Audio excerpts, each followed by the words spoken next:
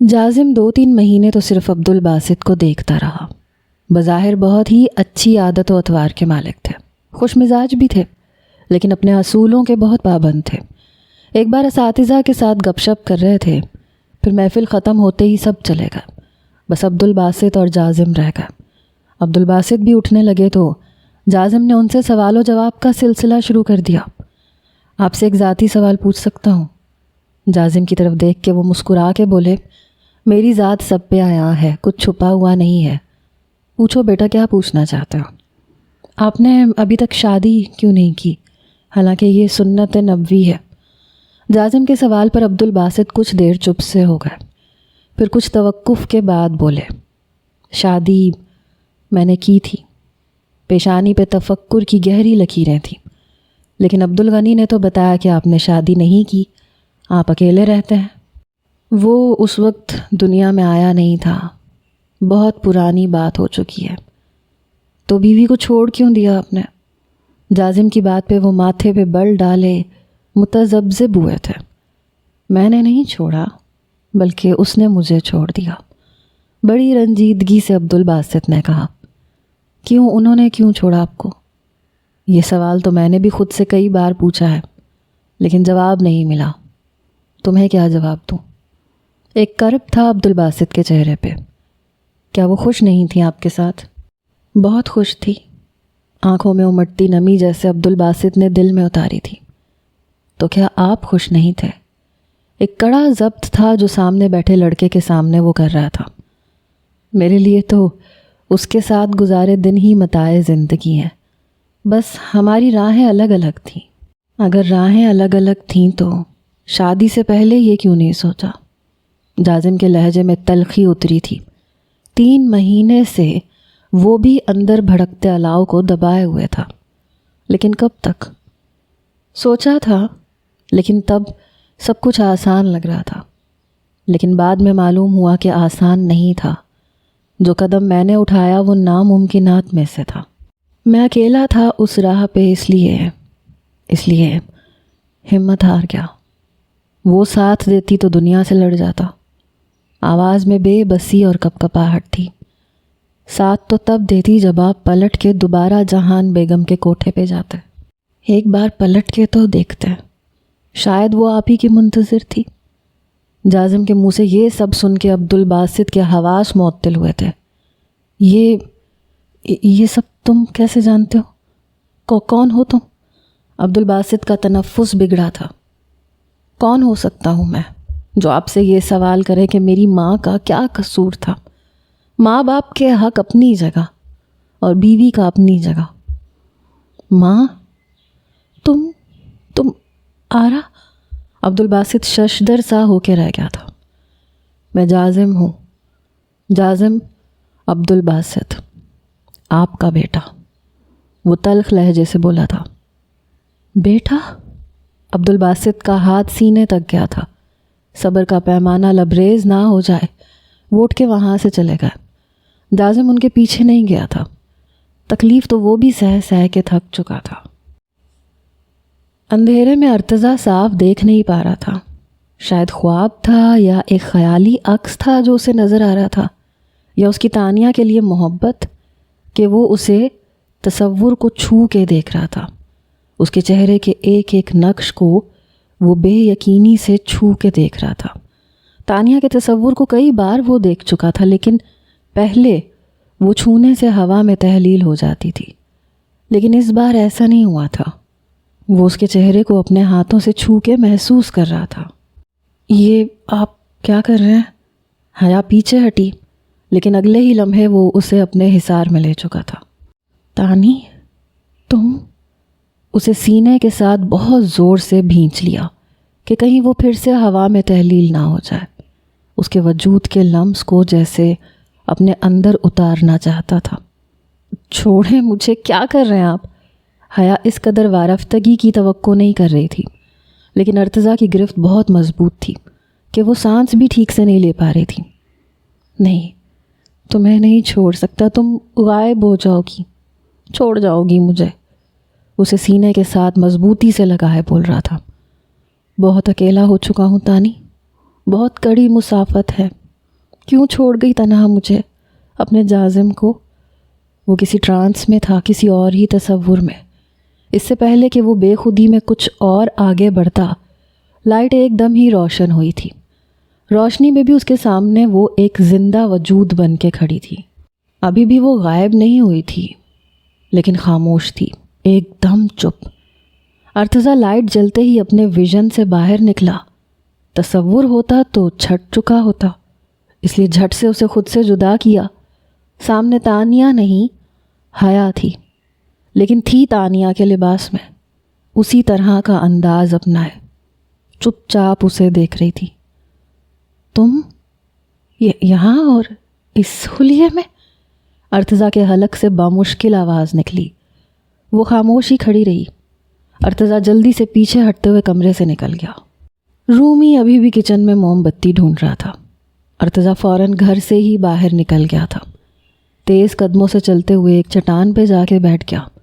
اپنی بے اختیار سرزد ہونے والے عمل پہ اسے ندامت سی ہوئی تھی۔ تانیہ مر چکی ہے یہ وہ جانتا تھا، لیکن پھر بھی دل میں کہیں یہ بات ابھی بھی تسلیم نہیں کر پایا تھا۔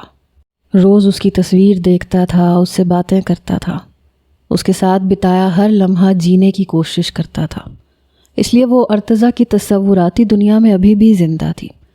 اسی لیے کبھی وہ کسی اور لڑکی کے بارے میں سوچ ہی نہیں پایا تھا۔ لیکن آج اس کے تصور میں جو کچھ وہ حیا کے ساتھ کر بیٹھا تھا، خود پہ جی بھر کے غصہ آنے لگا۔ رات دیر تک وہ اسی چٹان پہ بیٹھا رہا۔ دوسری طرف حیا اس کی جسارت پہ ہونک بنی کھڑی تھی۔ چند لمحوں میں دل کی دنیا بدلی تھی۔ جو ہوا تھا اسے غصہ آنا چاہیے تھا، لیکن آ نہیں رہا تھا۔ برا لگنا چاہیے تھا، لیکن برا نہیں لگ رہا تھا۔ ایک بار یہی حرکت ہوٹل میں لے جا کے ارسل نے اس کے ساتھ کی تھی، لیکن اس وقت حیا کو لگا تھا کہ کسی جلتی ہوئی آگ نے جھلسانے کی کوشش کی ہو۔ اس نے ارسل کو دھکا دے کے پیچھے ہٹایا تھا۔ ہاؤ ڈیئر یو ہگ می ارسل، وہ چلا اٹھی تھی۔ How dare you do this حیا، یہ کیا بدتمیزی ہے، تم کیسے مجھے دھکا دے سکتی ہو؟ وہ غصے سے بولا تھا۔ میں تمہارا منہ بھی توڑ سکتی ہوں، کیا سمجھا ہے تم نے مجھے؟ وہ بھی غصے سے لال پیلا ہوئی تھی۔ اوہ شٹ اپ حیا، کیا غلط کیا ہے میں نے؟ تم منگیتر ہو میری۔ منگیتر ہوں، بیوی نہیں ہوں، وہ چلا کے بولی تھی۔ وٹ دا ربش حیا، یہ کیا کنزرویٹو قسم کی باتیں شروع کر دی ہیں تم نے؟ تمہارے لیے اتنے تحفے لایا ہوں، پانی کی طرح پیسہ بہایا تمہارے لیے، اور تم ہو کہ چند گھنٹے مجھے نہیں دے سکتی۔ ارسل تمہارے نزدیک ان تحفوں کی قیمت میری عزت ہے، تو مجھے ضرورت نہیں ہے تمہارے کسی تحفے کی۔ اگر منگنی کا مطلب یہ ہے جو تم اس وقت ہوٹل کے کمرے میں میرے ساتھ وقت گزارنا چاہتے ہو، تو میں ختم کرتی ہوں ایسے ہر رشتے کو۔ تمہاری تو یہ حرکت میں آغا جی کو بتاؤں گی۔ یہ کہہ کے وہ کمرے کا دروازہ کھول کے باہر نکلی تھی۔ ارسل اس کے پیچھے لپکا تھا، لیکن ہوٹل سے نکلتے ہی وہ کیب لے کے گھر پہنچی تھی۔ اپنے کمرے میں جا کے خوب روئی تھی۔ منگیتر کے ساتھ اٹھنا بیٹھنا، کھانا پینا، ہنسنا، باتیں کرنا سمجھ میں آتا ہے، لیکن اس قسم کی نازیبا حرکتیں حیا کو کبھی بھی پسند نہیں تھیں۔ ارسل مسلسل اس کے کمرے کا دروازہ نوک کرتا رہا، اس کی منتیں کرتا رہا، یہ بھی وعدہ کرنے لگا کہ وہ دوبارہ ایسا کچھ نہیں کرے گا۔ حیا، open the door baby, I swear دوبارہ ایسا نہیں کروں گا۔ نو ارسل، مجھے بات نہیں کرنی تم سے، جاؤ یہاں سے۔ حیا نے صاف انکار کر دیا تھا۔ 2 دن بعد جا کے حیا نے اپنا موڈ ٹھیک کیا تھا، لیکن جو کچھ ابھی ہوا تھا وہ اگر غلط تھا تو اسے غصہ آنا چاہیے تھا، لیکن وہ چاہ کے بھی ارتضیٰ کے لیے ایسا کچھ محسوس نہیں کر رہی تھی جیسا ارسل کے لیے کیا تھا۔ شاید وہ اپنی بیوی کی محبت میں انجانے میں یہ سب کر گیا تھا۔ رومان جب کمرے میں آ کے بولا تب وہ ہوش میں آئی۔ کافی دن وہ دونوں ایک دوسرے سے نظریں چراتے رہے۔ وقت یوں ہی گزرنے لگا۔ حیا نہ چاہتے ہوئے بھی ارتضیٰ کے بارے میں سوچنے لگی۔ حمیرہ 2-3 بار اس سے ملنے بھی آ چکی تھی۔ حیا آذر پہ کیس کرنا چاہتی ہے یہ سن کے خوش بھی تھی۔ حیا نے اسی سے پوچھ کے پہلی بار بریانی بنائی تھی، اور اس بار بالکل ٹھیک بنی تھی۔ ڈائننگ ٹیبل پہ ڈنر پہ آج حمیرہ بھی بیٹھی تھی، وہ بھی ارتضیٰ کی برابر والی کرسی پہ۔ ارتضیٰ کو لگا کہ بریانی حمیرہ نے بنائی ہے۔ تھینکس حمیرہ، بریانی بہت اچھی بنی ہے۔ پہلا چمچ لیتے ہی ارتضیٰ نے مسکرا کے حمیرہ کی تعریف کی تھی۔ نو سر، یہ میں نے نہیں، حیا نے بنائی ہے۔ ارتضیٰ نے حیرت سے حیا کی طرف دیکھا تھا۔ ریئلی؟ ناممکنات میں سے ہے کہ حیا ایسا بنا لے۔ حیا کا دل جل کے خاک ہوا تھا۔ اوپر سے حمیرہ کی ہنسی نے مزید آگ لگائی۔ کیوں؟ میں کیوں نہیں بنا سکتی؟ وہ تلخ لہجے سے بولی۔ ارتضیٰ نے سلاد اپنی پلیٹ میں ڈالتے ہوئے کہا، بنا تو تم سکتی ہو، تمہارے ہاتھ کی عجیب و غریب چیز میں دیکھ چکا ہوں۔ ارتضیٰ نے حمیرہ کو حیا کی پہلی بار بنائی گئی بریانی کا قصہ مزے لے کے سنایا تھا۔ حمیرہ کی بھی ہنسی بند نہیں ہو رہی تھی، اور حیا کا دل چاہا اٹھ کے چلی جائے۔ دوسرے دن جب ارتضیٰ اور رومان اسکول کے لیے گھر سے نکلنے لگے تو حیا نے ارتضیٰ سے کہا، واپسی میں میرے لیے ایک کوکنگ بک لے کے آئیے گا۔ ارتضیٰ نے اسے حیرت سے دیکھا تھا۔ وہ کیوں؟ مجھے کوکنگ سیکھنی ہے، وہ تیوری چڑھا کے بولی۔ تو حمیرہ سے سیکھ لو، بہت مزے کا بناتی ہے وہ۔ جی نہیں، مجھے حمیرہ سے نہیں سیکھنا۔ ٹھیک ہے، لا دوں گا تمہیں بک، لیکن اپنے تجربے اپنی حد تک رکھنا۔ میں اور رومی وہ نہیں کھائیں گے۔ آپ کو کیا لگتا ہے صرف حمیرہ اچھا بنا سکتی ہے، میں نہیں؟ آنکھوں میں نمی اتری۔ ہاں، مجھے 100% یہی لگتا ہے۔ تمہارے بس کی بات نہیں ہے یہ سب۔ ارتضیٰ یہ کہہ کے چلا گیا۔ اسے ایک کک بک بھی لا دی تھی۔ کچھ رومان اپنے موبائل پہ اچھی اچھی ریسیپیز ڈاؤن لوڈ کر لیتا تھا۔ کافی حد تک وہ بنانا سیکھ گئی تھی۔ رومان بہت خوش تھا۔ پورا دن اس کا حیا کے ساتھ گزرتا تھا۔ مل کے کبھی کبھی باہر بھی چلے جاتے تھے۔ ایک بار ارتضیٰ سے ضد کر کے وہ مری گھومنے گئے۔ راستے سے ارتضیٰ نے حمیرہ کو بھی ساتھ لے لیا۔ جتنی دیر وہ گھومتے پھرتے رہے، حمیرہ مسلسل ارتضیٰ سے ہی باتیں کرتی رہی۔ حیا نے نوٹ کیا تھا وہ اب ارتضیٰ کو سر کہہ کے مخاطب نہیں کر رہی تھی۔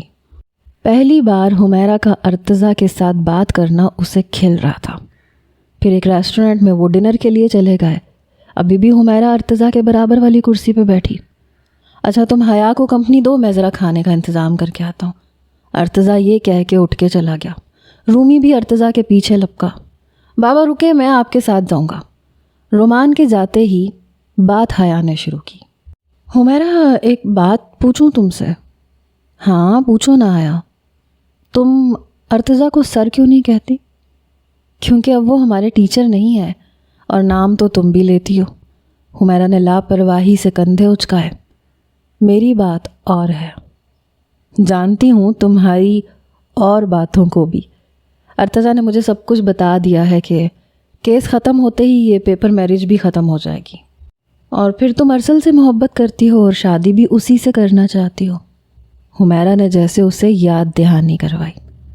ہاں یہی سچ ہے، ارتضیٰ ایج میں بہت بڑے ہیں ہم سے۔ حیا نے ایک جواز پیش کیا جس کی حمیرہ کے نزدیک اہمیت نہیں تھی۔ 10-12 سال کا فرق کوئی اتنا زیادہ بھی نہیں ہوتا۔ مجھے تو ان کی پرسنالٹی شروع سے اٹریکٹیو لگتی تھی، اور ان کا دھیما لہجہ اور میچیورٹی، او مائی گاڈ۔ حیا تم ان کے سامنے میری زیادہ سے زیادہ تعریف کیا کرو پلیز۔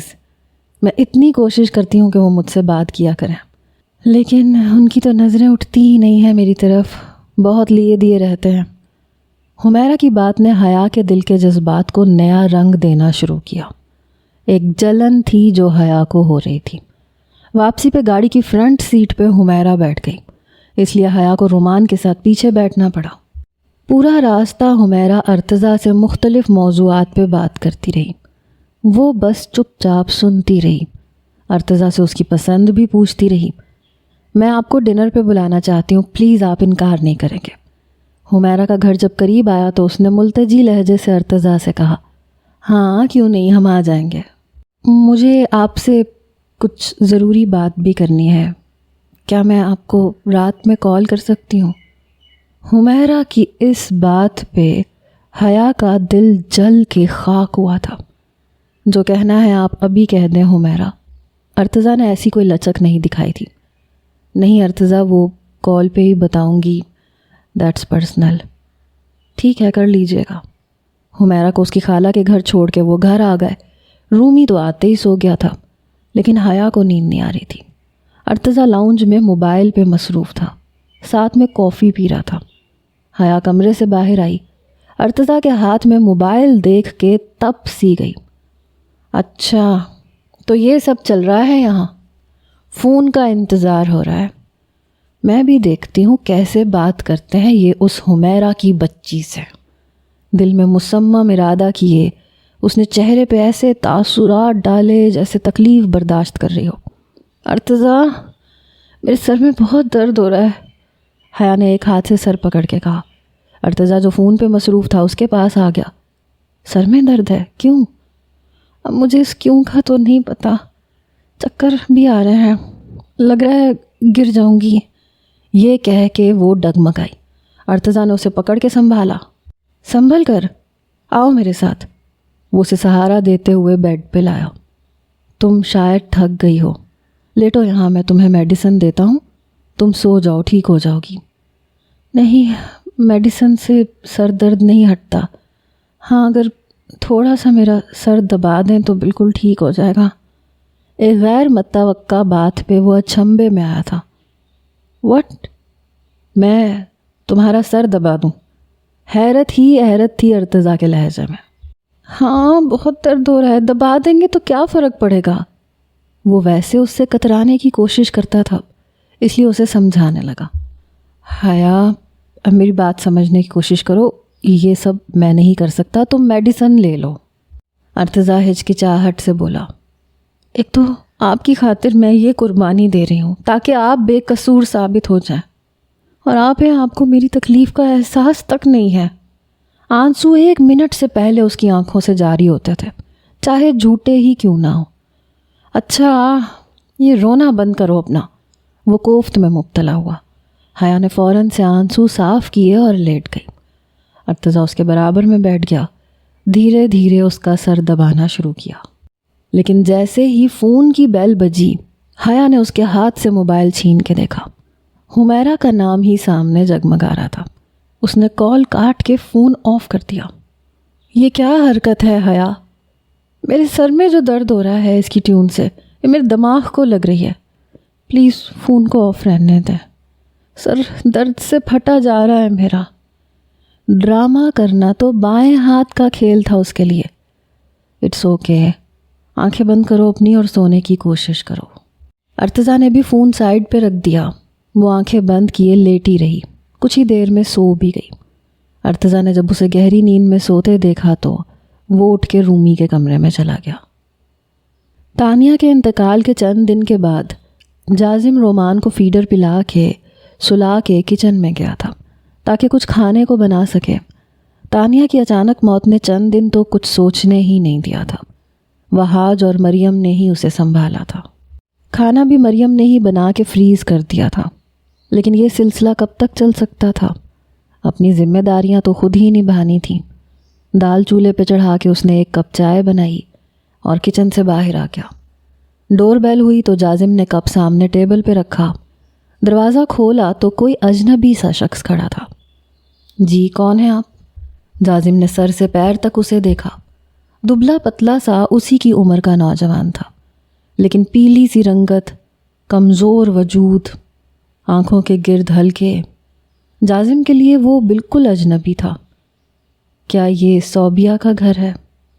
جی ہاں، لیکن آپ کون؟ میں شمس ہوں۔ کیا میں اندر آ سکتا ہوں؟ مجھے آپ سے بہت ضروری بات کرنی ہے۔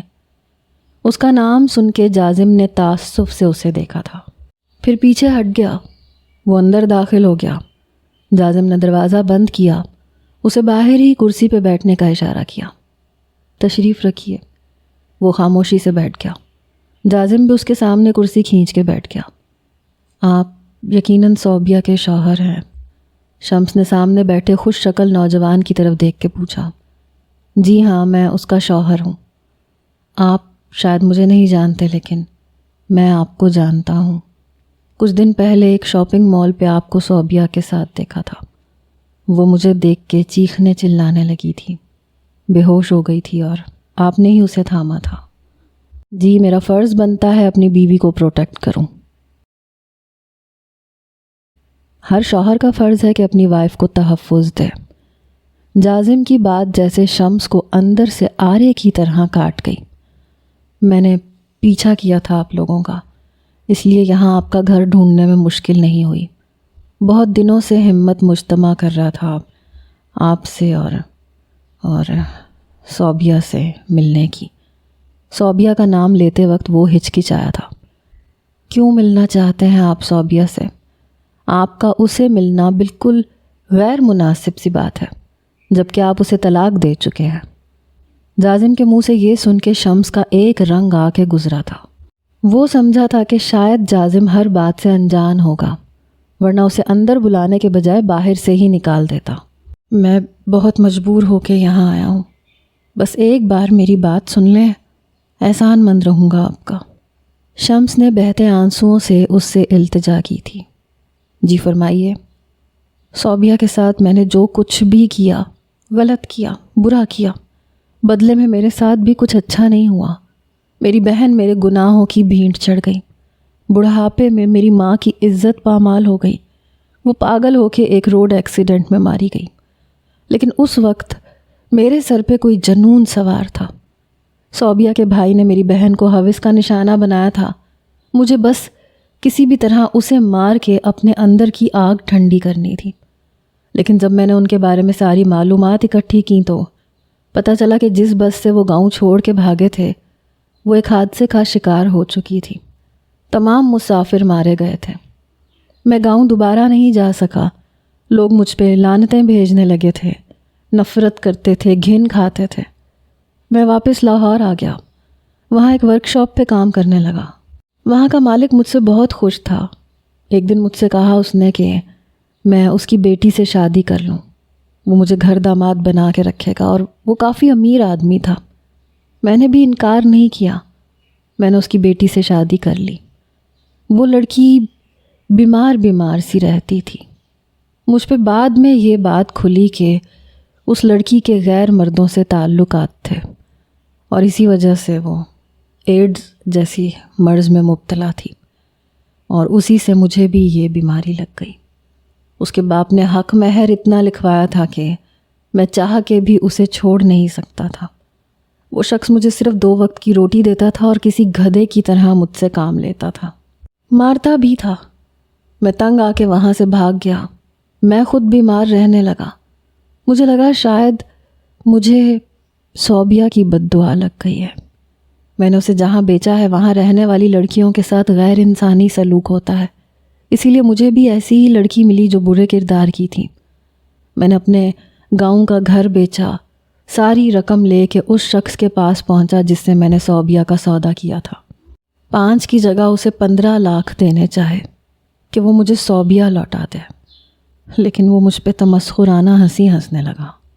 جتنے نوٹوں میں تم اسے خریدنے آئے ہو اتنے وہ ایک رات میں مجھے کما کے دیتی ہے۔ جاؤ یہاں سے ورنہ پولیس کے حوالے کر دوں گا تمہیں۔ میں اس کے آگے بہت رویا، گڑ گڑایا، ہاتھ جوڑے کہ مجھے صوبیہ لوٹا دے، لیکن اس نے مجھے دھکے دے کے باہر نکلوا دیا۔ کئی دن میں اس کی منتیں کرنے جاتا رہا لیکن وہ نہیں مانا۔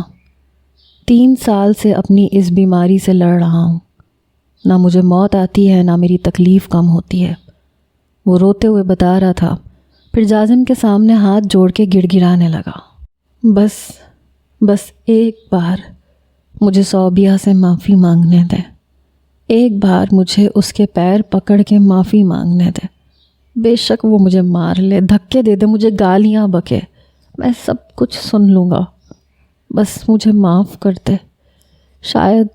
شاید میں سکون سے مر سکوں، میری اذیت کم ہو جائے۔ وہ روتے ہوئے جازم کی منت کر رہا تھا۔ خود پہ تکلیف آئی تو تمہیں صوبیہ یاد آ گئی۔ جو تم سہ رہے ہو وہ صوبیہ کی اذیت کے مقابلے میں کچھ بھی نہیں ہے۔ تم جیسے لڑکے مرد کہلانے کے قابل ہی نہیں ہو۔ پہلے لڑکیوں کو اپنی محبت کے جال میں پھنساتے ہو اور پھر اتنی ہمت جرت بھی نہیں رکھتے کہ عزت سے انہیں اپنا سکو۔ صرف ایک بات کا جواب دو مجھے، اگر تمہاری بہن کو کوئی لڑکا بھگا کے لے جاتا تو تم کیا کرتے؟ کیا تم اس لڑکے کی بہن کو چھوڑ دیتے؟ نہیں، تم بھی اس کی بہن کے ساتھ وہی سلوک کرتے جو صوبیہ کے بھائی نے تمہاری بہن کے ساتھ کیا۔ جیسے تم کم ظرف تھے ویسے وہ بھی تھا۔ مرد ہو کے اپنے بدلے کا نشانہ عورت کو بنانے والے خود کو مرد کہنے سے پہلے ڈوب کے مر کیوں نہیں جاتے؟ ارے اگر مرد کے بچے ہو تو عزت سے اور شان سے کسی کی بہن کو اپنی عزت بناؤ، ساری دنیا کے سامنے اسے بیوی کا رتبہ دو۔ تم نے تو جہنم میں پھینک دیا تھا اسے، اب تمہیں معافی یاد آ گئی۔ یہ اچھا اصول ہے دنیا کا، ساری زندگی دوسروں کی زندگیوں کے ساتھ کھیلتے رہو، ان کی زندگی کو عبرت ناک بنا دو، اور پھر جب خود پہ پڑے تو بس 2 لفظ معذرت کے اور 4 آنسو بہا کے معافی حاصل کر لو۔ معافی چاہیے تمہیں صوبیہ سے، سامنے قبرستان ہے، چند دن پہلے اپنے ہاتھوں سے دفنا کے آیا ہوں، جاؤ جا کے مانگ لو اس سے معافی۔ تمہارے بدلے کی آگ نے مار ڈالا اسے، تمہاری حوث شدہ محبت نے اسے، ایک لڑکی کو، ایک بیٹی سے وحشیہ بنا دیا۔ مر گئی وہ۔ جازم پہلے ہی شدت غم میں تھا، اس لیے بلند لہجے میں بول رہا تھا۔ شمس جیسے پتھر کا ہوا، ہذیانی سی کیفیت میں مبتلا ہوا۔ ایسے کیسے مر سکتی ہے؟ نہیں، مر نہیں سکتی، مجھے معاف کیے بغیر کیسے مر سکتی ہے؟ منی بھی مر گئی، اس نے بھی مجھے معاف نہیں کیا، امی بھی مجھے معاف کیے بنا مر گئی، اور صوبی بھی۔ کس سے معافی مانگوں میں؟ کس کے قتل کا حساب دوں گا اللہ کے سامنے؟ میرے گناہوں کا کچھ تو بوجھ ہلکا ہو جاتا۔ شمس پھوٹ پھوٹ کے رو رہا تھا۔ کاش میں یہ پہلے جان جاتا تو کبھی یہ سب نہ کرتا، کاش صوبیہ کو کبھی نظر اٹھا کے دیکھتا ہی نہیں۔ کیا ملا مجھے؟ میری نفسی خواہش نے مجھے کہیں کا نہیں چھوڑا۔ وہ کافی دیر روتا رہا، پھر وہاں سے چلا گیا۔ صبح حمیرہ حیا سے ملنے پھر پہنچ گئی۔ اس بار حیا کے تیور بگڑے ہوئے تھے۔ کچھ دیر حمیرہ ادھر ادھر کی باتیں کرتی رہی، پھر حیا سے پوچھنے لگی، رات میں ارتضیٰ کیا جلدی سو گئے تھے؟ میں نے کئی بار کال کی لیکن انہوں نے فون ہی آف کر دیا تھا۔ حمیرہ کی بات سن کے حیا نے یوں ظاہر کیا جیسے کوئی غیر ضروری بات یاد آئی ہو۔ او ہاں، وہ رات کو حمیرہ ایکچولی رات کو میرے سر میں بہت درد تھا، اس لیے ارتضیٰ میرا سر دبا رہے تھے۔ میں ڈسٹرب نہ ہو جاؤں تو اس لیے فون بند کر دیا ہوگا۔ تم دن میں بات کر لیا کرو نا، رات میں تو وہ میرے ساتھ ہی ہوتے ہیں، ایسے میں انہیں کہاں میرے علاوہ کچھ یاد رہتا ہے۔ حیا کی بات نے حمیرہ کے ہوش اڑائے تھے۔ تمہارے ساتھ؟ وہ حلق کے بل چیخ کے بولی تھی۔ ایک غیر متوقع بات تھی جو حمیرہ سن رہی تھی۔ وقت تیزی سے گزر رہا تھا، 4 ماہ گزر گئے تھے۔ ارتضیٰ نے ایک بڑی سی شال حیا کو لا کے دی تھی۔ ویسے بھی اسے دوپٹے کی پرواہ نہیں ہوتی تھی، اب تو اسے اس بات کا احساس تک نہیں تھا کہ اٹھنا بیٹھنا کیسے ہے۔ یہ کیا ہے؟ اچھی خاصی بڑی سی گرم شال دیکھ کے حیا کے چہرے کے زاویے بگڑے تھے۔ اسے شال کہتے ہیں۔ ارتضیٰ کی بات پہ وہ اسے دیکھنے لگی۔ وہ تو مجھے بھی پتہ ہے، آپ جانتے ہیں مجھ سے دوپٹہ بڑی مشکل سے سنبھلتا ہے، اور یہ تو دوپٹے کا بھی باپ ہے۔ پوری شال کھول کے اس نے دوبارہ دیکھا۔ ارتضیٰ کی سمجھ سے باہر تھا کہ یہ لڑکی اتنی لاؤبالی سی کیوں ہے۔ کچھ باتیں تو اسے خود بھی سمجھنی چاہیے، اب ہر بات تو وہ نہیں سمجھا سکتا تھا، اس لیے گہری سانس بھری، کھڑا ہو گیا، شال اس کے ہاتھ سے لے کے اسے اچھی طرح سے اوڑھا دی۔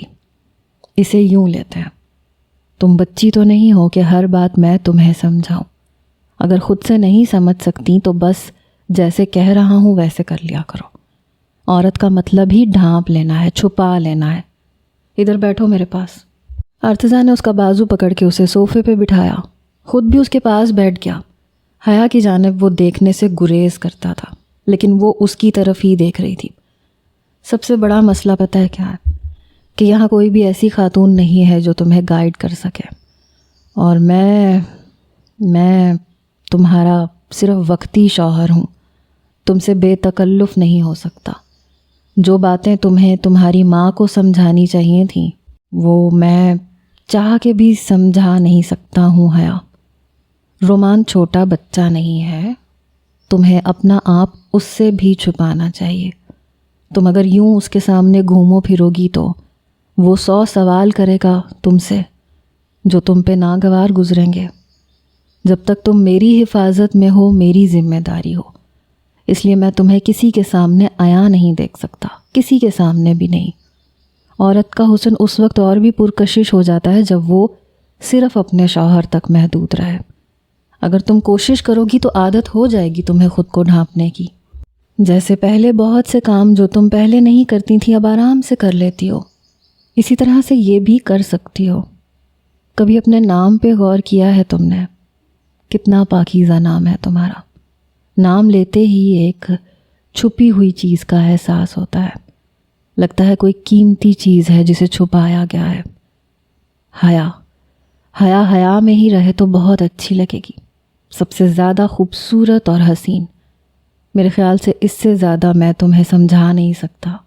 یہ کہہ کے وہ اٹھ کے رومان کے کمرے میں چلا گیا اور حیا وہ چپ چاپ بیٹھی اس کی باتوں میں الجھی ہوئی تھی۔ یہ باتیں کب اس نے پہلے سنی تھی؟ کب کسی نے اسے یہ سمجھایا تھا کہ اسے بھی اپنا آپ چھپانا ہے؟ ممی یہ اسکرٹ بہت چھوٹی ہے، اس کی شرٹ اٹس ٹو شارٹ، میں ہاتھ اوپر کرتی ہوں تو کمر نظر آتی ہے۔ 12 سالہ حیا نے وہ اسکرٹ اور شرٹ ناگواری سے پرے پھینکی تھی۔ حیا ڈارلنگ، یہ سٹائل ہے، فیشن ہے میری جان، تمہاری سب فرینڈز ایسی اسکرٹس پہنتی ہیں۔ But mummy I don't feel comfortable, سب دکھتا ہے تو برا لگتا ہے۔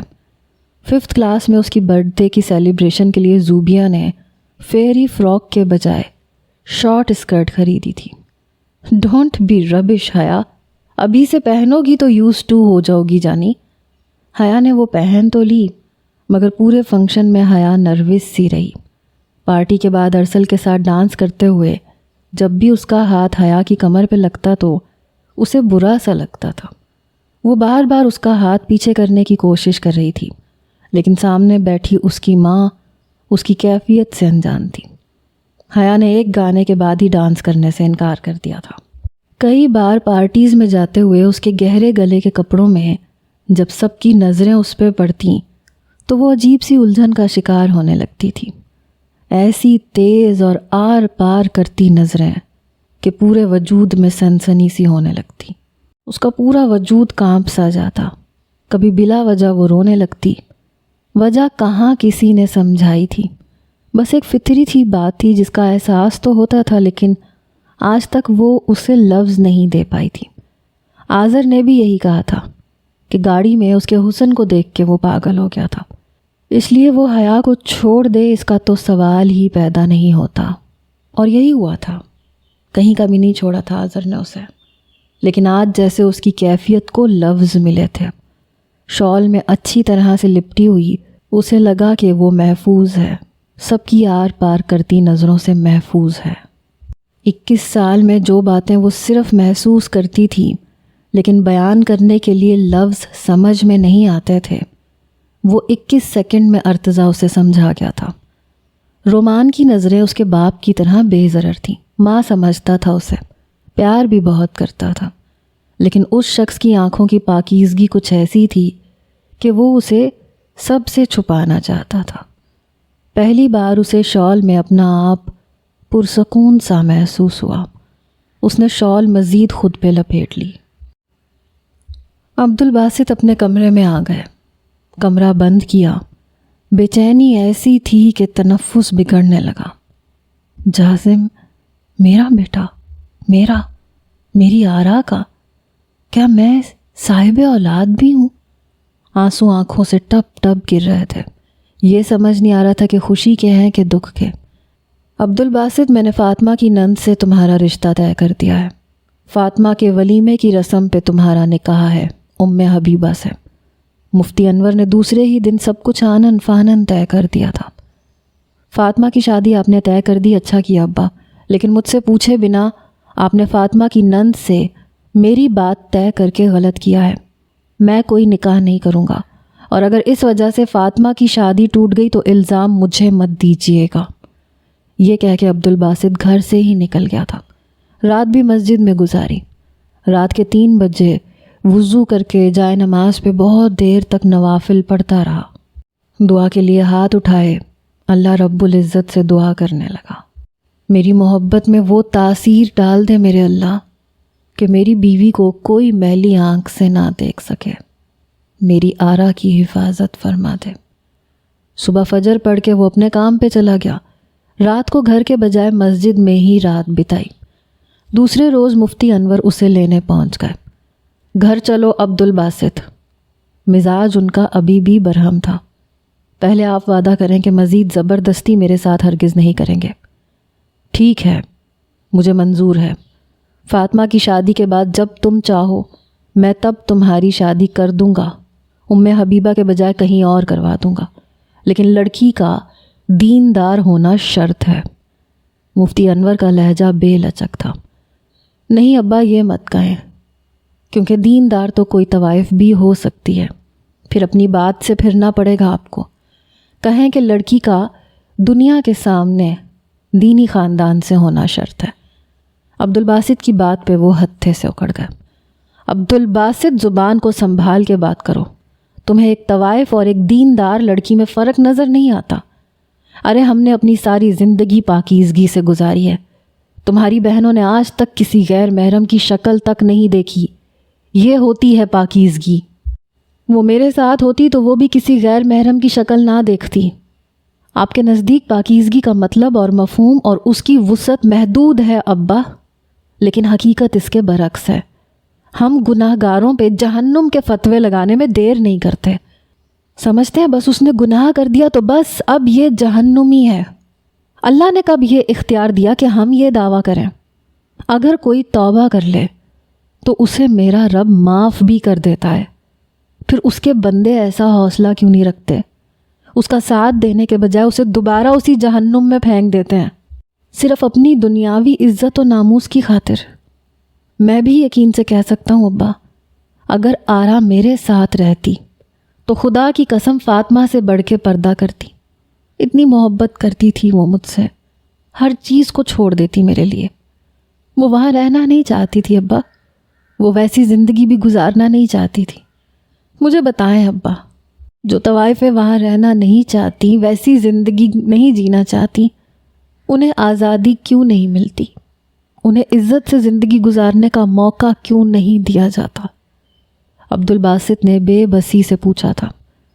میں نے ساری دنیا کا بیڑا نہیں اٹھا رکھا عبد الباسط، میں بس یہ جانتا ہوں کہ میرا خاندان 7 پشتوں سے دین کی خدمت پر مامور ہے۔ پاکیزگی ہماری رگوں میں دوڑتی ہے، اس لیے میری نسل بھی آگے ویسی ہی پاک دامن لڑکی ہی لے کے چلے گی، کوئی کوٹھے پہ ناچنے والی طوائف نہیں۔ عبد الباسط نے باپ کی بات سن کے تعصب سے کہا، پاک دامن لڑکی؟ ایسا کریں میری شادی حبیبہ سے کرتے ہیں، وہ نیک ہے، پاک دامن ہے، اسے میں خود کوٹھے پہ چھوڑ آتا ہوں، 2 سال وہیں رہنے دیتا ہوں، پھر اسے واپس لے آؤں گا، اس کے بعد اسے اپناؤں گا۔ یہ کیا بکواس کر رہے ہو عبد الباسط؟ کیوں ابا؟ حبیبہ کے خاندان کے دیندار ہونے کی گواہی تو آپ نے خود دی ہے۔ کیا 2 سال کوٹھے پہ گزار لینے سے اس کی رگوں میں دوڑنے والا خاندانی دیندار خون میلا ہو جائے گا، یا وہ اپنی مرضی سے بدکردار ہو جائے گی؟ کمبخت، تو گناہ گار ہو گیا ہے جو اپنی عزت کو ایسی جگہ پہ چھوڑ آئے گا جہاں وہ محفوظ نہ رہ سکے۔ یہی تو کروایا ہے آپ نے مجھ سے ابا، اپنی شہ رگ پہ بلیڈ رکھ کے مجھے مجبور کیا ہے کہ اپنی عزت کو اس کوٹھے پہ چھوڑ کے آؤں۔ گناہ گار کر دیا ہے آپ نے مجھے ابا۔ قیامت کے دن آرا کے ہاتھ میرے گریبان پہ ہوں گے، پوچھے گی وہ مجھ سے کہ کیا قصور تھا اس کا۔ اس وقت اللہ کے سامنے جواب دے آپ ہوں گے ابا، کیونکہ میں اسے چھوڑنا نہیں چاہتا تھا، لیکن اس کے کہنے پہ آپ کے ساتھ آ گیا۔ آج کے بعد بھول جائیں کہ عبد الباسط کسی سے شادی کرے گا یا اپنا گھر بسائے گا، بھول جائیں کہ آپ کی نسل آگے بڑھے گی۔ 7 پشتیں پوری ہو چکی، 8ویں آگے نہیں چلے گی۔ کم از کم مجھ سے یہ امید مت رکھیے گا، آرا نہیں تو کوئی اور بھی نہیں۔ اپنی ہی آواز عبد الباسط کے کانوں میں گونج رہی تھی، آنسو تواتر سے بہہ رہے تھے۔ نسل تو آگے بڑھ چکی تھی، اس کا بیٹا آج اس کے سامنے کھڑا تھا، ان گنت سوال لیے۔ جی تو چاہا کہ باپ کی قبر پہ جا کے کہے کہ اٹھیں اور جواب دیں اپنے پوتے کو، جس کی نظر میں راہ بدل جانے والا میں ہوں، میں عبدالباسط، اس مدرسے میں موجود 1000 سے زائد شاگردوں کو اولاد کی طرح پالنے والا، ان کی حفاظت کرنے والا، اپنے ہی بیٹے کو در در کی ٹھوکروں کے لیے چھوڑ بیٹھا، انجانے میں ہی صحیح لیکن غلطی تو میں کر بیٹھا۔ آرا نے کیوں مجھ سے یہ چھپایا؟ اپنا پتہ تو دے کے آیا تھا اسے، ایک بار تو مجھ سے رابطہ کرنے کی کوشش کرتی، ایک بار تو مجھے پکارا ہوتا۔ آنسوؤں سے چہرہ داڑھی تر ہو چکی تھی، آنکھیں بند تھیں۔ جازم کا مسکراتا ہوا چہرہ سامنے آ گیا۔ پہلی بار اسے دیکھ کر دل کو وہ بھلا سا لگا تھا، ذرا سا مسکراتا تھا تو ڈمپل گال پہ نمایاں ہوتا تھا، بالکل آرا کی طرح۔ پہلی بار اس کے اد چھپے چہرے سے نمایاں ہونے والا وہ ڈمپل، اسی نے تو عبدالباسط کے ہوش اڑائے تھے۔ دل بیٹے کو دیکھ کے بے چین سا ہوا تھا۔ رات بڑی مشکل سے کٹی، رات تو جازم کی بھی جاگتے ہوئے گزری۔ صبح فجر کی نماز عبدالباسط ہی پڑھاتے تھے، روز ان کی تلاوت دل کو چھو سی جاتی تھی، لیکن آج آواز میں واقعی نمی تھی۔ لہجے سے لگ رہا تھا کہ آنسوؤں کو ضبط کرنے کی کوشش کر رہے ہیں۔ ایک تو یہ ضبط بھی بڑی آزمائش والا ہوتا ہے، اپنے آنسوؤں کو روکنا۔ نماز کے بعد بیان کی ذمہ داری عبدالغنی کو دے کے عبدالباسط اٹھ گئے۔ میری طبیعت کچھ ٹھیک نہیں ہے، اس لیے آج کا بیان عبدالغنی کروائے گا، یہ کہہ کے وہ جازم کے سامنے کھڑے ہو گئے۔ وہ سر جھکائے وہیں بیٹھا تھا۔ جازم، تم میرے ساتھ آؤ، کچھ کام ہے تم سے۔ عبدالباسط کے کہنے پہ وہ کھڑا ہو گیا۔ ان کی متورم آنکھیں دیکھ کے سمجھ گیا کہ رات اس کی طرح انہوں نے بھی جاگ کے گزاری ہے۔ پہلی بار انہوں نے اس کا ہاتھ پکڑا اور اسے اپنے ساتھ اپنے کمرے میں لے گئے، دروازہ بند کیا اور اسے سینے سے بھینچ لیا۔ بے اختیار تو جازم بھی ہو چکا تھا، باپ کے گلے لگ کے پھوٹ پھوٹ کے رونے لگا۔ گلے تو وہ کئی بار ہارون الرشید کے بھی لگا تھا، لیکن آج کی تشنگی الگ تھی۔ لگتا تھا اس کا آدھا وجود جیسے مکمل سا ہو گیا۔ ہچکیوں سے کانپتا وجود تھا عبدالباسط کا۔ جازم کا دل تڑپا تھا، جتنے بھی شکوے تھے جازم کے پاس، مگر اس وقت لگ رہا تھا کہ وہ سب بے معنی ہے۔ بمشکل ہی عبدالباسط نے خود پہ قابو پایا، اس سے الگ ہو کر اس کا چہرہ اپنے ہاتھوں میں لیا، بڑی فرط محبت سے اس کا ماتھا چوما۔ جازم کے بھی آنسو بہہ رہے تھے۔ اپنے باپ کے دونوں ہاتھ پکڑ کے اس نے اپنے ہونٹوں پہ لگائے۔ مجھے معاف کر دینا بیٹا، مجھے نہیں معلوم تھا کہ میری کوئی اولاد بھی ہے، ورنہ سینے سے لگا کے رکھتا تمہیں۔ آنکھوں اور لہجے میں ایسی ندامت تھی کہ جیسے جازم کا مجرم ہو، لہجہ ایسا عاجزانہ کہ جازم کا شکوہ دل میں ہی رہ گیا۔ جازم کچھ نہیں بولا۔ عبدالباسط نے کپ کپاتے ہونٹوں سے پوچھا، آرا کیسی ہے؟ آپ جیسے ہیں، دنیا کے سامنے خوش اور تنہائی میں اکیلی۔ اس کے پاس تو تم ہو۔ نہیں، میں نہیں تھا، مجھے تو انہوں نے کسی اور کے سپرد کر دیا تھا کہ کوٹھے پہ پرورش پا کے کہیں اپنی ماں کا دلال نہ بن جاؤں۔ کڑوا سچ تھا جازم کی زبان پہ۔ سن کے عبدالباسط کے سینے میں درد کی لہر سی اٹھی تھی۔ کہاں ہے اب وہ؟ دل کا درد بڑی مشکل سے سہتے ہوئے پوچھا تھا۔ زندہ ہے، جازم کا لہجہ ذرا ترش ہوا تھا۔ یہ تو جانتا ہوں کہ زندہ ہے، جب جب میری دھڑکن چلتی ہے اس کے جینے کی نوید سناتی ہے، جب جب میں سانس لیتا ہوں اس کی سانسوں کی خوشبو آتی ہے، اس لیے اس بات کا یقین ہے کہ وہ زندہ ہے۔ رہتی کہاں ہے یہ پوچھا ہے تم سے؟ وہیں جہاں بھیجا تھا آپ نے کئی سال پہلے، اور پھر ایک بار بھی پلٹ کے نہیں پوچھا۔ میں نے پلٹ کے نہیں پوچھا، میں گیا تھا اسے لینے جب اس کی تصاویر چھپی تھی رسالوں میں، پوسٹر دیواروں پہ لگائے گئے تھے۔ میری آرا کو نہ جانے کس کس نے دیکھا تھا، آگ سی لگی تھی مجھے۔ کیسے کیسے واہیات لفظ نہیں سنے میں نے اس کے بارے میں۔ جہاں جہاں سے مجھ سے ہو سکا میں نے دیواروں سے پوسٹر پھاڑنے شروع کر دیے۔ سوچ لیا تھا کہ اب کچھ بھی ہو جائے اسے اپنے ساتھ رکھوں گا۔ جہان کے کوٹھے پہ میں اسے لینے گیا تھا، لیکن وہ جا چکی تھی۔ جہان بیگم نے کہا کہ اسے علی حمزہ دبئی لے گیا ہے اور اب وہ مجھے کبھی نہیں ملے گی۔ مجھے پھر بھی ان کی باتوں پہ یقین نہیں آیا تھا، اس لیے میں نے پورے کوٹھے کو دیکھا تھا، ایک ایک کمرہ دیکھا، بار بار اسے پکارتا رہا لیکن نہیں تھی وہ۔ مجھے لگا میں شاید وہ محبت نہیں کر پایا، یا میری عبادت میں ابھی بھی بہت کمی ہے جو میری یہ دعا قبول نہیں ہوئی۔ میری آرا میری نہیں رہی۔ پھر مجھ سے لاہور رہا نہیں گیا، اس لیے یہاں راجن پور شفٹ ہو گیا۔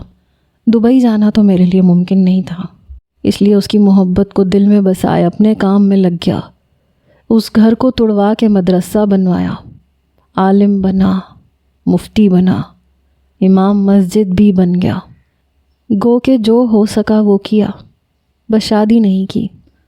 عبدالباسط کی باتیں سن کے جازم کو لگا کہ قصوروار شاید کوئی بھی نہیں، بس قسمت نے کچھ چالیں چلی ہیں۔ اسکول سے آتے ہی رومان نے بیگ ایک طرف پھینکا اور کمرے میں چلا گیا۔ ارتضیٰ اسے گھر چھوڑ کے باہر سے ہی چلا گیا تھا۔ حیا نے جب کھانا گرم کر کے ٹیبل پہ رکھا تو رومان تب بھی باہر نہیں آیا۔ حیا نے اس کے کمرے کا دروازہ کھولا تو وہ یونیفارم میں ہی اوندا لیٹا ہوا تھا۔ حیا نے اسے 2-3 بار پکارا بھی لیکن اس نے جواب نہیں دیا۔ وہ اس کے پاس آ کے بیٹھ گئی۔ رومی، کیا بات ہے، کھانا نہیں کھاؤ گے؟ حیا نے اسے ہلا کے پوچھا۔ ممی بھوک نہیں ہے، سر میں درد ہے، وہ بامشکل بولا تھا۔ حیا نے اس کے سر پہ ہاتھ پھیرا، پیشانی بخار سے تپ رہی تھی۔ رومان تمہیں تو فیور ہو رہا ہے۔ حیا فکر مند ہوئی۔ پتہ نہیں ممی، بس سر میں درد ہے۔ اس کا چہرہ بھی بخار سے تمتما رہا تھا۔ رومی تم پہلے کچھ کھا لو، پھر میں تمہیں میڈیسن دے دیتی ہوں۔ مجھے چائے بنا دے ممی، میں کھانا نہیں کھاؤں گا۔ حیا نے اسے چائے بنا کے دے دی، زبردستی سینڈوچ بھی کھلایا، بخار کی ٹیبلٹ دے کے سلا بھی دیا، لیکن شام تک وہ پھر سے تیز بخار میں مبتلا تھا۔ ارتضیٰ بھی آتے ہی اسے دیکھ کے پریشان ہوا، ڈاکٹر کے پاس بھی لے کے گیا۔ رات دیر تک دونوں ہی رومان کے کمرے میں اس کے پاس بیٹھے رہے۔ حیا اس کے سر پہ پانی کی پٹیاں کر رہی تھی۔ اس وقت وہ بہت سنجیدہ لگ رہی تھی اور فکر مند بھی۔ حیا 12 بج رہے ہیں، تم جاؤ، جا کے سو جاؤ، رومان کو میں دیکھ لوں گا۔ ارتضیٰ نے گھڑی دیکھ کے کہا۔ کب سے وہ رومان کے پاس ہی بیٹھی تھی، کھانا بھی ٹھیک سے نہیں کھایا تھا۔ نہیں ارتضیٰ، مجھے نہیں جانا اسے چھوڑ کے کہیں بھی، آپ دیکھ نہیں رہے کتنا تیز بخار ہے اسے۔ بار بار رومان کا گرم ہاتھ پکڑ کے بخار کی شدت کا اندازہ لگا رہی تھی۔ ہاں تمہیں بھی آرام کی ضرورت ہے، دن بھر سے تم اسے سنبھال رہی ہو، میں ہوں اس کے پاس، میں دیکھ لوں گا اسے، تم جاؤ، جا کے آرام کرو۔ ارتضیٰ کی بات پہ وہ خفگی سے بولی، آپ کو کیا مسئلہ ہے؟ کیا ثابت کرنا چاہتے ہیں آپ؟ میں احسان کر رہی ہوں آپ پہ، یا پھر رومان صرف آپ کا بیٹا، میرا کچھ نہیں لگتا؟ حیا ترش سے لہجے میں بولی تھی۔ بات یہ سچ بھی تھی، ارتضیٰ یہی سوچ رہا تھا۔ میں صرف یہ کہہ رہا ہوں کہ تم اب آرام کر لو، تمہیں بھی آرام کی ضرورت ہے، میں ہوں اس کے پاس۔ نہیں، آپ مجھ پہ یہ ثابت کر رہے ہیں کہ میں اس کی کچھ نہیں لگتی۔ میں نہیں جانتی ایسا کیوں ہے، لیکن یہ سچ ہے کہ مجھے دل سے محبت ہو گئی ہے رومی سے۔ میں یہاں اس لیے نہیں بیٹھی کہ آپ پہ اپنا کوئی احسان جتا سکوں۔ مجھے نیند نہیں آئے گی، بار بار وہ ممی کہہ کے مجھے پکار رہا ہے۔ اس نے میرا ہاتھ تھام رکھا، کیسے چھوڑ کے جاؤں اسے؟ میں تو کہیں نہیں جاؤں گی اسے چھوڑ کے، آپ جا سکتے ہیں یہاں سے تو جائیں، میں سنبھال لوں گی اسے۔ یہ کہہ کے حیا نے رومان کا ہاتھ چوم لیا۔ ایک دن میں کیسے چہرہ اتر سا گیا، مرجھا گیا بالکل۔ حیا کی آواز میں نمی تھی، آنکھوں میں آنسو تھے۔ ارتضیٰ متعجب سا اسے دیکھ رہا تھا۔ اس وقت وہ لا ابالی والی لاپرواہ سی حیا کہیں سے نہیں لگ رہی تھی، بہت پریشان، فکر مند تھی۔ جب جب بخار کی غنودگی میں رومان اسے ممی کہتا تھا، ہر بار وہ اسے جواب دے رہی تھی، رومی میں ہوں تمہارے پاس۔ رومان کے سر پہ ہاتھ پھیرتے ہوئے وہ کہنے لگتی تھی، جیسے وہ سچ مچ اسی کا بیٹا ہو۔ ایک پل تو ارتضیٰ کا جی چاہا کہ وہ واقعی ہمیشہ کے لیے رومان کے پاس رہ جائے، کہیں نہ جائے، لیکن اگلے ہی لمحے یہ بات اسے اپنی خود غرضی سی لگی۔ اپنے بیٹے کی خاطر وہ حیا کو فراموش نہیں کر سکتا تھا۔ اس کی اپنی ایک لائف تھی، منگیتر تھا، ایک عیش اور محبت سے بھری زندگی اس کی منتظر تھی۔ پھر کیوں وہ یہ چاہے کہ حیا سب کچھ چھوڑ کر ایک ادنا سے ٹیچر کی بیوی بن کے رہے، جو عمر میں اس سے 14 سال بڑا ہے اور ایک 12 سالہ بچے کا باپ بھی ہے۔ وہ اٹھ کے لاؤنج میں آ گیا، لیکن اب سنجیدگی سے سوچنے لگا تھا۔ رومان کی حیا سے اٹیچمنٹ بہت حد تک بڑھتی جا رہی تھی۔ پہلے جب بھی وہ بیمار ہوتا تھا بابا کی رٹ لگائے رکھتا تھا، اور اب ایک بار بھی اس نے بابا نہیں کہا تھا، بس ممی ہی کہہ رہا تھا۔ پہلے ضد کر کے تانیہ کی تصویریں گھنٹوں دیکھتا رہتا تھا، لیکن اب اسے پرواہ تک نہیں تھی۔ بس جہاں حیا ہوتی وہاں رومان، اس کی ہر بات میں حیا تھی۔ حیا کے 3 مہینے ابھی باقی تھے، اس کے بعد ہی وہ کچھ کر سکتا تھا۔ اپنا اسلام آباد کا فلیٹ وہ بیچ چکا تھا، پیسے اس کے اکاؤنٹ میں تھے۔ جس کاٹیج میں وہ رہ رہا تھا وہ وہاج کے چچا کا تھا، جو اٹلی میں رہائش پذیر تھے، اس لیے وہ خالی پڑا تھا۔ ارتضیٰ کا ارادہ تھا کہ اسی کو خرید لے۔ آدھی رقم ادا کر کے باقی کے پیسے اس نے اپنے پاس رکھ لیے۔ حیا کے کیس کو اسٹرانگ بنانے کے لیے ایک اچھے وکیل کی ضرورت تھی۔ پیسے کی کمی کی وجہ سے وہ ہارنا نہیں چاہتا تھا، اس لیے اپنا سب کچھ لگانے کو تیار تھا تاکہ آذر جیسے لڑکے کو سخت سے سخت سزا دلوا سکے۔ جب ایک ایسے اثر و رسوخ رکھنے والے شخص کو سزا ملے گی تو 10 ایسے امیر زادے ایسا کرنے سے پہلے 100 بار سوچیں گے۔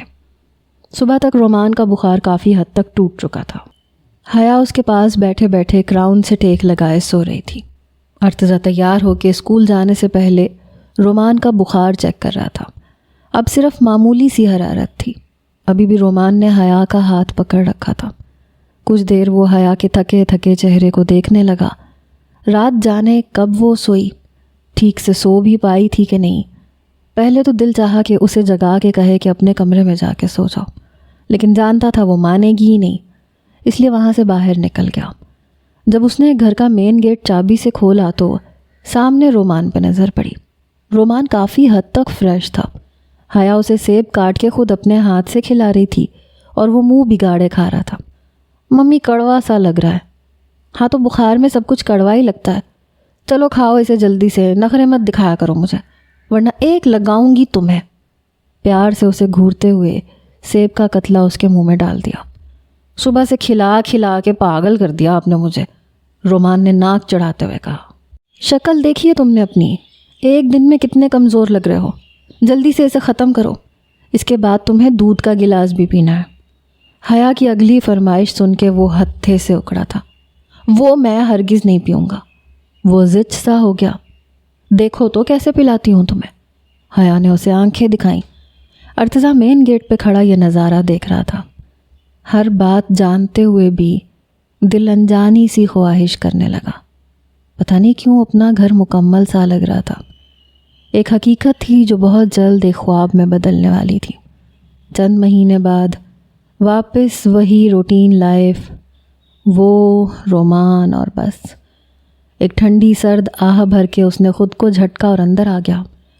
رات کو رومان سو چکا تھا، حیا کچن میں تھی۔ ارتضیٰ لاؤنج میں تانیہ کے زیور کا بکس نکالے اس کا زیور دیکھ رہا تھا۔ اندازہ لگانے کی کوشش کر رہا تھا کہ کتنے تک کا بک سکتا ہے، جب سامنے ٹیبل پر کافی کا کپ رکھنے سے اس کا دھیان بٹا۔ اس نے سامنے دیکھا تو حیا کھڑی مسکرا رہی تھی۔ آپ کے لیے کافی، یہ کہہ کے وہ اپنا کپ پکڑ کے بڑے بے تکلفانہ انداز سے اس کے ساتھ بیٹھ گئی۔ ارتضیٰ کچھ پیچھے ہٹا، پھر کافی کا ایک سپ پی کے کپ ٹیبل پہ رکھا۔ وہ باکس میں سے تانیہ کا زیور نکال کے دیکھنے لگی۔ ارتضیٰ بس اسے حیرت سے ہی دیکھ سکتا تھا۔ عجیب لڑکی تھی، یوں رہتی تھی جیسے اپنا ہی گھر ہو، تکلف نام کی چیز نہیں تھی اس میں۔ یہ سب آپ کی بیوی کا ہے؟ ہاں، ارتضیٰ نے مختصر سا جواب دیا۔ حیا نے ایک چین اس میں سے نکالی جس پہ لو لکھا تھا۔ ہاؤ رومانٹک، یقیناً یہ آپ نے ہی تانیہ کو دیا ہوگا۔ وہ بڑے خوشگوار موڈ میں پوچھ رہی تھی۔ اس کی برتھ ڈے پہ دیا تھا۔ ارتضیٰ کو جیسے وہ حسین لمحے یاد آئے جب اس نے خود تانیہ کو وہ چین پہنائی تھی۔ دیکھ وہ حیا کو رہا تھا، سوچ تانیہ کو رہا تھا۔ مجھے بھی ارسل نے ایک بار ایسی چین دی تھی، लॉकेट पे ऐसे ही लव लिखा हुआ था। ये सुन के अर्तज़ा ने हया के चेहरे से नज़रें हटा लीं। ये जेवर देख के भी तानिया को याद कर रहे थे। उसे मैं भूलता ही कब हूँ, वो हर वक्त मेरे साथ रहती है, एक खूबसूरत याद बन के। तुम्हें अंदाज़ा ही कहाँ है कि कितनी मोहब्बत करता हूँ उससे। अर्तज़ा ने यूं ही एक बात कह दी थी। अपना कप उठा के कॉफ़ी पीने लगा, लेकिन जो जवाब हया से सुनने को मिला वो उसके सारे तबक रोशन करने के लिए काफ़ी था। अब ऐसी भी बात नहीं है, अंदाज़ा तो मुझे बहुत अच्छे तरीके से हो गया था उस दिन। उफ़, पता है जब आपने मुझे गले लगाया था मेरा दम घुट के रह गया था। अर्तज़ा की कॉफ़ी सीधी हलक में जाके लगी। इस किस्म की बात की हया से तवक्को नहीं थी उसे कि वो ये भी जता सकती है। बुरी तरह से वो खांसने लगा। क्या हुआ, पानी लाऊं आपके लिए? हया फ़ौरन से उठ के खड़ी हुई। बमुश्किल ही वो संभला था। नहीं, मैं ठीक हूँ, अर्तज़ा ने गला साफ करके कहा। निदामत के मारे चेहरा सुर्ख होने लगा था। अगर भूले से तानिया समझ के वो एक गलती कर ही बैठा था तो क्या ज़रूरत थी कि उसे जताया जाए। अर्तज़ा ने जेवर का बॉक्स बंद किया और उठ के खड़ा हो गया। अरे ये आप कहाँ जा रहे हैं? कॉफ़ी तो ख़त्म करें अपनी। वो ऐसे लापरवाह थी जैसे कुछ कहा ही ना हो। पिछली रात रोमान की फ़िक्रमंदी करते अर्तज़ा को लगा था कि शायद हया कुछ मैच्योर होने लगी है, लेकिन नहीं, वो वही थी, नामाकूल और बेअकल। मुझे नींद आ रही है, सुबह बहुत सा काम है मुझे। उसे गुस्से से देखता हुआ वो कमरे में चला गया। वो कंधे उचका के अपनी कॉफ़ी पीने लगी। आपको अब्बू कह सकता हूँ? नम आँखों से जाजिम ने इजाज़त मांगी थी। ये हक है तुम्हारा, इजाज़त मांग के मुझे शर्मिंदा मत करो। पहली तुमसे नज़रें मिलाने के काबिल नहीं हूँ। तुम्हें वो कुछ नहीं दे सका जिसका तुम हक रखते थे। अब्बू, क्या आप मुझे अपना नाम देंगे? मुझे मेरी पहचान चाहिए। क्यों नहीं दूंगा? मैंने कोई जुर्म तो नहीं किया। निकाह किया था आरा से, तुम बेटे हो मेरे। दुनिया से इस बात को छुपाऊं क्यों? चलो मेरे साथ। सबसे पहले सच इसी मदरसे से शुरू करता हूँ। सबसे कह देता हूँ कि ये मेरा बेटा है। अब्दुल बासित ने जाजिम का हाथ पकड़ के कहा। और अम्मी? अम्मी को अपनाएंगे आप? तुम्हें क्या लगता है मैं डरता हूँ इस इकरार से? नहीं जाजिम, ना मुझे कल इनकार था ना आज इनकार है। जाजिम को लगा सारी आजमाइशें जैसे ख़त्म हो गई। वो बहुत खुश हो गया था। अभी नहीं, मैं लाहौर जाता हूँ, अम्मी को अपने साथ लेके आता हूँ, फिर आप सबके सामने इकरार कीजिएगा। जाजिम चाहता था नूरजहाँ को भी अपने साथ यहाँ लेके आए। क्यों नहीं, तुम लेके आओ उसे हमेशा के लिए। अब्दुल बासित ने जवाब दिया। अगले ही रोज़ जाजिम लाहौर उतरते ही सीधा नूरजहाँ के पास गया, लेकिन वहाँ जाते ही तानिया से निकाह करना पड़ गया। रुखसती वो ऐसे नहीं चाहता था। वो चाहता था कि पहले उसके माँ बाप मिल जाएं, उसका भी अपना एक घर हो और फिर वो भी नई ज़िंदगी का आगाज़ करे। रात को काफ़ी देर नूरजहाँ से बातें करता रहा। उसने अभी तक उसे ये नहीं बताया था कि वो अब्दुल बासित से मिल चुका है। बस ये कहा था कि उसकी नौकरी किसी और शहर में लग गई है। अम्मी, कल सुबह तैयार रहिएगा, आपको मेरे साथ कहीं जाना है। कल? कहाँ जाना है? जहाँ मैं नौकरी करता हूँ वो जगह आपको दिखाऊंगा। ये मेरी ख्वाहिश है, बस आप इनकार नहीं करेंगी, मेरी बात मान लेंगी, जैसे मैंने बिना सवाल किए आपकी बात मानी है। जाजिम की बात सुन के नूरजहाँ मुस्कुराने लगी। ठीक है, ले जा मुझे। तुमने बहुत बड़ी नेकी का काम किया है जाजिम, किसी लड़की को बुराई की राह से बचाया है। ये सब या तो अब्दुल बासित के खून का असर है या हारून रशीद की तरबियत का, और तेरी माँ इन दोनों चीज़ों से खाली है। नूरजहाँ रश्क भरी नज़रों से उसे देख रही थी। अम्मी, ऐसा क्यों कह रही हैं? मेरा दिल आपके दिल के जैसा है, आईने की तरह साफ़ और शफाफ। ये तू मेरी मोहब्बत में कहता है, वरना मेरे पास कोई अमल नहीं जो तुझ जैसी औलाद मेरे नसीब में आती।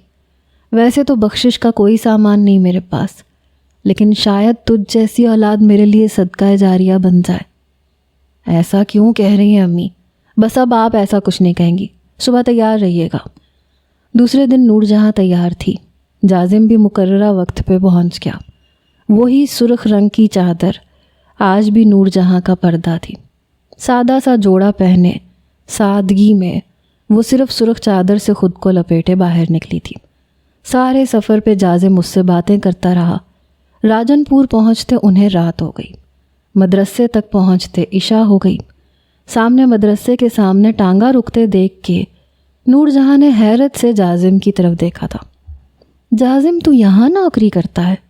جی امی، حافظ بچوں کو اردو اور انگریزی پڑھاتا ہوں، آئیے نا۔ جازم نے ٹانگے سے اتر کے نور جہاں کا ہاتھ تھام کے اسے نیچے اتارا۔ مدرسے کے سامنے جاتے نور جہاں کے قدم رک گئے تھے۔ مجھے تو نے پہلے کیوں نہ ہے بتایا کہ تو مدرسے میں پڑھاتا ہے؟ نہ جانے کیوں وہ پریشان اور گھبرائی ہوئی تھی۔ اس سے کیا فرق پڑتا ہے امی، اندر چلیں۔ نہ ہے جازم، یہ پاک جگہ ہے، مقدس ہے، میں اس قابل نہ ہے کہ اس مقدس جگہ پہ جا سکوں، تو مجھے واپس لے چل یہاں سے۔ امی، اللہ کا گھر ہے یہ، اور وہ اپنا در کسی کے لیے بند نہیں کرتا، آپ چلیں میرے ساتھ۔ نور جہاں کا ہاتھ پکڑے وہ اسے مدرسے کی سیڑھیوں کے پاس لے گیا۔ وہاں چپل اتار کے وہ دونوں اوپر کی سیڑھیاں چڑھنے لگے۔ اس وقت عشاء کی جماعت کا وقت تھا، اس لیے اوپر کا سارا پورشن خالی تھا۔ سب با جماعت نماز کے لیے نیچے مسجد میں جا چکے تھے۔ جازم اسے اپنے کمرے میں لے گیا، اسے وہاں بٹھا کے خود نماز ادا کرنے چلا گیا۔ کچھ ہی دیر میں جماعت شروع ہوئی۔ اسپیکر پر امام صاحب کی تلاوت نے نور جہاں کو حیران کیا تھا۔ وہی آواز تھی، وہی درد تھا، وہی تلاوت تھی۔ وہ کیسے بھول سکتی تھی اس آواز کو جس کے پیچھے اس نے کئی بار نمازیں ادا کی تھیں۔ آنکھوں سے آنسو جاری ہوئے۔ وضو کر کے اس نے نماز کمرے میں ادا کی۔ آج پہلی بار یہ دعا کی کہ جس کی آواز وہ سن رہی ہے وہ عبدالباسط نہ ہو۔ آنسو تواتر سے بہہ رہے تھے۔ وہ ہچکیوں سے رو رہی تھی۔ اپنے آنے پہ قلق سا ہونے لگا۔ جماعت ختم ہو چکی تھی۔ تقریباً آدھے گھنٹے کے بعد دروازہ کھلا۔ سامنے کھڑا شخص عبدالباسط تھا۔ وقت گزرنے کے ساتھ بہت سی تبدیلیاں آ چکی تھیں۔ چہرے پہ ریش دار داڑھی تھی، ہلکی سی جھریاں چہرے پہ نظر آنے لگی تھیں۔ چہرہ کچھ اور پر نور سا ہو گیا تھا۔ سجدے کا نشان بہت زیادہ گہرا ہو چکا تھا، لیکن آنکھیں ویسی ہی تھیں، وہی بے تابی لیے۔